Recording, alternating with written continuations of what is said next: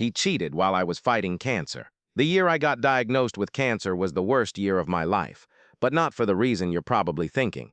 While I was in a literal fight for my life, going through treatments that were wrecking my body, the person I trusted most in the entire world was quietly planning a future that didn't include me. This isn't just a story about being sick. It's a story about betrayal, told through raw diary entries and text messages I never ever thought I'd share with anyone. This is the story of how my world completely fell apart, and how I had to learn to put it back together, piece by painful piece, all by myself. Section 1. The Setup. Before the diagnosis, our life looked like a movie montage of perfect moments. We were that couple, the one our friends would point to and say, "That's the goal." We met in our mid-20s, a clumsy, coffee-spilling mess that just felt like destiny. He had this laugh that could fill up a whole room, and he always looked at me like I was the only person in it. We built a life together from the ground up. We painted the walls of our first apartment a hideous shade of yellow and laughed about it until we cried. We adopted a three-legged, one-eyed rescue dog. We talked about the future all the time, the kids we'd have, the places we'd see, the wrinkles we'd get together. He was my rock, my partner. He was my everything. I have a diary entry from our 5th anniversary, just 6 months before it all changed. It says, "Woke up next to Mark this morning and just felt this huge wave of gratitude. 5 years. It feels like 5 minutes in a lifetime all at once. He still makes me coffee every single morning. He still kisses my forehead before he leaves for work. I know, without a single doubt, this is my man for the rest of my life. Nothing can break us." I truly believed that. I thought our foundation was made of steel. Then the phone call came. The one from the doctor's office that starts with, "We need you to come in and discuss your results." The whole world just tilted. Words like aggressive, malignant, and treatment plan hung in the air, thick and suffocating. I remember just crumbling right there in that sterile beige office, and Mark was there, holding me together. He held my hand so tight his knuckles were white. He looked the doctor right in the eye and said with this powerful voice, "We'll get through this. Whatever it takes, we will fight this together." And in the beginning, he was the perfect, supportive partner.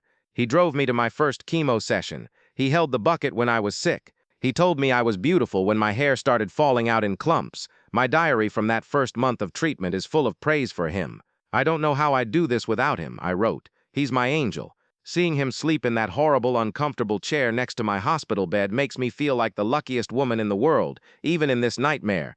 I leaned on him for everything. I trusted him with my life, my vulnerable, fragile, uncertain life." Section 2. The Confrontation. The change was subtle at first. So subtle I convinced myself I was just imagining things. It started about 3 months into my treatment. Once the initial shock wore off and the grim day-in day-out reality of fighting cancer set in, my life had shrunk to our house and the chemo ward. His life, though, seemed to be getting bigger. There were more late nights at the office, more drinks with a client I have to meet. He started guarding his phone like it held state secrets. If he left the room, the phone went with him. If I walked in while he was texting, he'd flip it over in a flash. I was so weak, so worn down by the nausea and the bone-deep exhaustion that I didn't have the energy to fight about it. I just told myself it was stress. Of course he was stressed. Our life was one giant ball of stress. I felt guilty for being a burden, for turning our vibrant life into a sick ward. So I didn't say a thing. I just tried to be smaller, less of a problem. The day I found out was a Tuesday. I'd just gotten home from a really brutal round of chemo. I basically collapsed on the sofa, and he was in the kitchen on his phone. He got a call from work and stepped outside to take it. But in his rush, he left his personal phone on the coffee table. It was face down, like always. But then it buzzed, and the screen lit up. My heart was pounding. I knew I shouldn't. I knew it was a total violation of trust. But this deeper instinct, this cold dread that had been sitting in my stomach for weeks, just took over. I picked it up. No password. He never needed one before, and there it was, a whole string of messages from a woman named Sarah. My hands were shaking as I scrolled up. It wasn't just a few texts. It was weeks, months, hundreds of them. Her, thinking of you. Hope you're having a better day than you were last night. Him, it's just hard being here. It's like a hospital. All I can smell is antiseptic. I miss your laugh. Her, you can always come over. My place doesn't smell like a hospital. I'll leave the key for you. I kept scrolling, my breath catching in my throat. I saw pictures of them at dinner, her smiling for the camera, and him with his arm wrapped around her, looking happier than I'd seen him in months. And then, the message that absolutely shattered what was left of my world. Her, are you going to tell her soon? Him, I can't. Not right now. It's not the right time. But this is real, Sarah. You and me. Once this is all over, we can start our life. I promise. Once this is all over. He was waiting for me to either get better or die. I felt the sickness rise in my throat, and this time it had nothing to do with the chemo. When he walked back inside, smiling, asking if I needed anything, I was just staring at the phone in my hand. The smile melted off his face. All the color drained out of it. He didn't have to ask. He knew. It's not what you think, he started, that classic, pathetic line. But I was too tired for games, too broken. You miss her laugh, I whispered, reading from his phone. You're waiting for this to be all over so you can start your real life. The excuses that came next were just a flood of selfish justifications. He was lonely. I wasn't the same person. The stress was too much. He needed an escape. He never meant for it to happen. He loved me, but he was sleeping with her. He loved me, but he was building a new life behind my back while I was fighting just to hold on to ours. Section 3, the resolution. In that moment, I felt a loneliness so deep it was a physical pain. It was worse than the cancer diagnosis. It was worse than the chemo.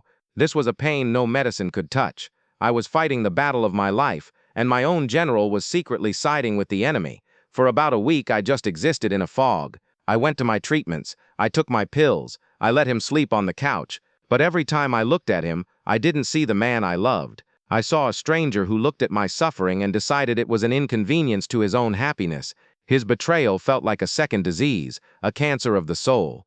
The turning point came during a late-night chat with a nurse. I just broke down and told her everything.